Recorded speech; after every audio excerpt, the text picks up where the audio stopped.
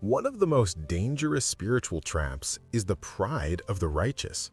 When a person begins to walk the path of faith, experiences transformation, and starts living according to God's standards, a subtle shadow often follows: superiority. We see the sins of others with sharp clarity, but we look at them from a pedestal. We start to believe that our standing before God is due to our own strength or correctness rather than His grace. The Apostle Paul in 2 Thessalonians 3:14-15 provides a masterclass on how to handle communal discipline without falling into the sin of pride. He gives us a balance that is almost impossible to maintain without the Holy Spirit, the balance between firmness and brotherhood. Paul instructs the community to mark the one who is disobedient and have nothing to do with him. The goal? That he may be ashamed.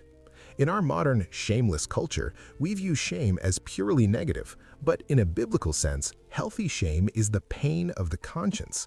It is the internal realization that one has broken a relationship or acted against their own dignity.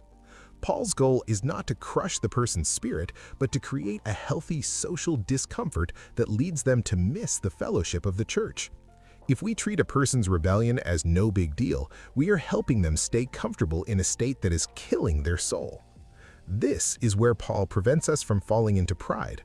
In verse 15, he writes, "Do not regard him as an enemy, but warn him as a brother." The moment you look at a sinning person and think, "I am better than them," or "they are my enemy," you have lost the heart of Christ. An enemy is someone you want to defeat. A brother is someone you want to win back. The Pharisee looks at the sinner and says, "Thank God I am not like him." The brother looks at the sinner and says, "There but for the grace of God go I." The word Paul uses is admonish or warn, nouthetio. It literally means to put into the mind. It's not a lecture delivered from a distance, it's a heartfelt appeal. When you correct someone, your heart should be breaking, not gloating. If you find pleasure in pointing out someone else's sin, you're likely operating out of pride. True admonition is a heavy task. It is truth wrapped in tears. It says, "I am telling you this because I value your soul and our connection too much to stay silent."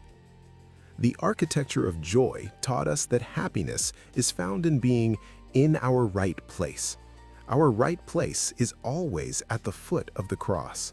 When we remember that we are all recovering sinners who are only standing because of Jesus, it becomes impossible to be arrogant.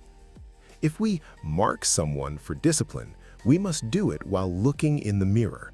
We must recognize that we are capable of the same drift, the same idleness, and the same rebellion. This humility changes the frequency of our correction. It moves it from a judgmental blast to a brotherly whisper. Faithful correction is an act of deep worship. It honors God's standards while reflecting God's heart for the individual. Today, if you see a brother or sister wandering, don't let pride make you a judge, and don't let fear make you a coward. Ask God for the spirit of brotherhood. Correct them with the firm hand of truth and the warm heart of love. Remember, the goal is never to be right. The goal is to be together in the presence of the Lord.